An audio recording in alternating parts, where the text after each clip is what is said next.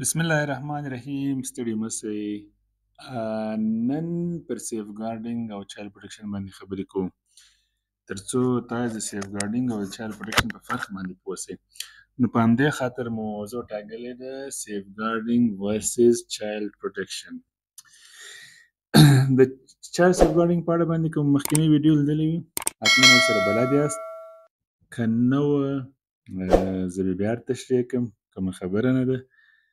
کله چې موږ د چایلډ سیف ګارډینګ خبره کوو تر هغې د مخه زه غواړم تاسو دا ووایم چې دواړه چایلډ سیف ګارډینګ او چایلډ پروټیکشن دواړه داسې کانسپټونه دي، هڅې دي، کوښښونه دي، پروګرامونه دي چې د ماشومانو د خوندیتوب، محافظت او ساتنې معنا ورکوي او هدف یې هم همدا شی دی.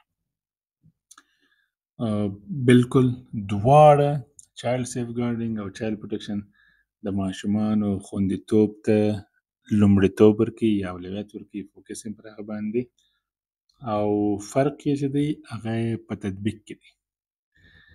رابسو چایلډ سیف ګارډینګ ته. موږ په مخکیني ویډیو کې هم ما تشریح کړي وو، خو بیا هم تمرکز او توجه یې پر دې ترڅو ماشومان د هر ډول خطر او زیان څخه مخنیوی وشي. یعنې مطلب ماشومان خوندي وي، محفوظ وي، ساتنه وشي مخکې له دې چې دوی تاوان ورسېږي. نو د ماشومانو ساتنه بلکې موږ مخکې مو ویل چې یو ډېر پراخ کانسپټ دی، یو ډېره پراخه پوهه، مفکوره، افکار، معلومات دي چې په دې کې ټولې پالیسیانې، کړنلارې او عملي تدابیر، هڅې او کوښښونه شامل دي ترڅو ماشومانو ته د تاوان د رسېدو مخه ونیسي. او هدف یې بل دا دی چې د هغوی هوساینه او خوندیتوب په ټولو چاپېریالونو کې تضمین شي. دا چایلډ سیف ګارډینګ. چایلډ پروټیکشن چې دی دا د ماشومانو د ساتنې په برخه کې هغه خاصو اقداماتو ته ویل کېږي چې د ماشومانو د خوندي کولو لپاره ترسره کېږي یا د خوندیتوب لپاره ترسره کېږي. دا هغه ماشومان دي چې دوی په خطر کې دي، یعنې دوی خطر تجربه کړی دی، همدا اوس د رنګارنګ تاوتریخوالي، خطرونو، ناوړه چلند، غفلت، استثمار او تاوتریخوالي سره مخ دي او یا دوی د هغو ښکار شوي دي. په سیف ګارډینګ کې دغه ټولو شیانو څخه مخکې موږ لاس په کار کېږي ترڅو دا شی ونیسي.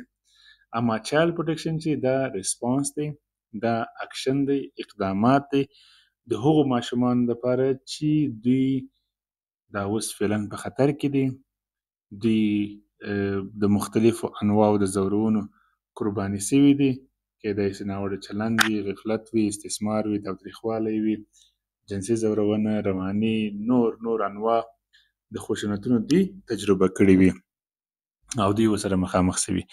کله چې دغه ډول ماشومان ته رسیدګي کېږي، هغو ته خدمات وړاندې کېږي، نو دغه ډول اکشنونه یا اقدامات چې دي دا چایلډ پروټیکشن کې راځي. نو چایلډ سیف ګارډینګ چې دی د خطرونو یا د ټولو ماشومانو خوندیتوب دی، د ماشومانو په وړاندې ټولو خطرونو مخنیوی دی. او چایلډ پروټیکشن چې دی ریسپانس دی، جواب دی، د خدماتو رسول دی هغو ماشومان ته کوم چې مخکې خطر، زیان، تاوان یې لیدلی دی. نو په دغه دوه جدولو کې د دواړو ډېر لنډ او واضح فرق چایلډ سیف ګارډینګ پر مخنیوي باندې تمرکز کوي. ټول سټاف، پروګرام، کسان مکلف دي چې دې شي ته متوجه اوسي، هغه پالیسیان تطبیق کړي. او چایلډ سیف ګارډینګ د خپل ځان لپاره مشخص ګایډلاینونه او کوډ اف کنډکټ لري.